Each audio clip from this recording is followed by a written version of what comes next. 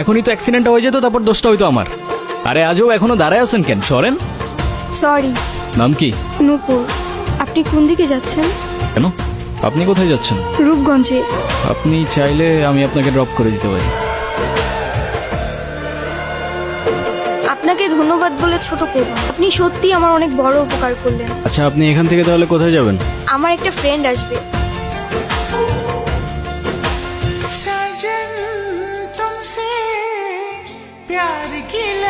আমার মা দেখলে আপনারা মেলা খুশি হবে।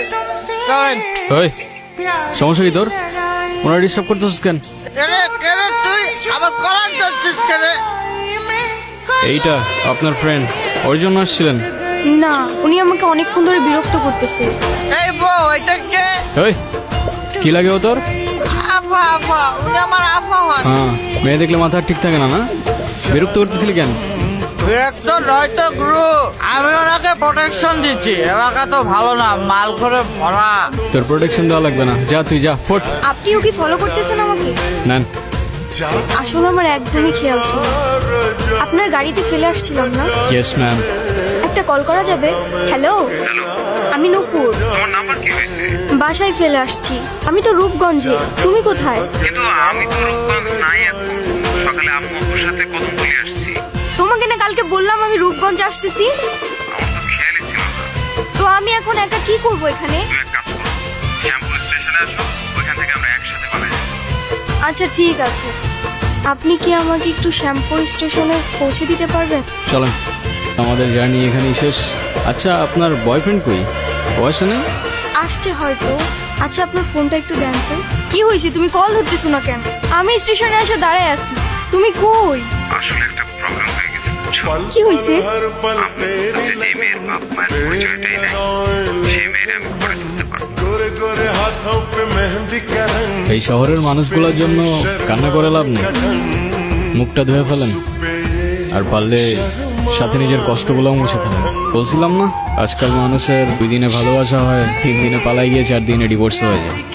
আপনার তো তাও ভাগ্য ভালো, আগেই কাহিনী শেষ। আচ্ছা, আমার সাথে বারবার কেন এমন করে বলতে পারেন? আচ্ছা, কি হয়েছে বলেন তো? সে যেই তো আসে নাই, আপনি বাসায় ফিরে যান। না, আমি আর ওই বাসায় ফিরতে পারবো না, আর কখনো ফিরতে চাই না। ফিরতে চান না মানে? ঠিক বুঝতে পারলাম না।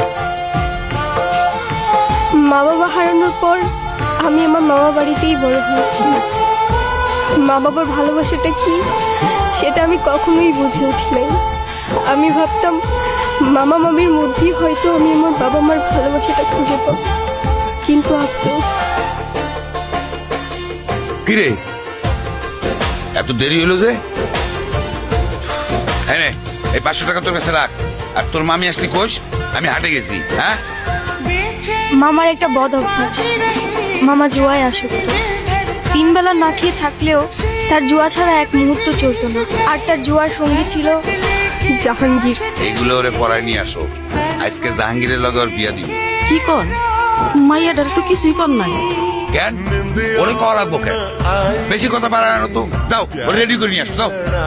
তোর মামার আমার জীবনটা নষ্ট করছে, এখন তোর জীবনটা নষ্ট করবে। শুনছি 7-8টা বউ আছে, সংসার করতে পারে না। তোরে না একটা পুলায় ভালোবাসে, এই পুলাটারে কল দে, কল দিয়া পুলাটার সাথে পালায় আসা। তোর জীবনটা নষ্ট করিস না। ও নাকি আমাকে অনেক ভালোবাসে, আমার জন্য সব কিছু করতে পারবে। ওর কথাগুলো শুনলে মনে হতো পৃথিবীতে অন্তত কেউ একজন আছে যে আমাকে সত্যিকারের ভালোবাসে। আর যখন কাঁধে দায়িত্বটা পড়লো, সেই ভালোবাসা জানালা দিয়ে পালায় গেল, তাই তো? আমি তোমাকে ভালোবাসি। শুধু এই 3টা শব্দ বলে দিলেই তো আর ভালোবাসা হয়ে যায় না। সারা জীবন পাশে থেকে দায়িত্বটা কাঁধে নিয়ে তারপর ভালোবাসাটা প্রমাণ করতে হয়।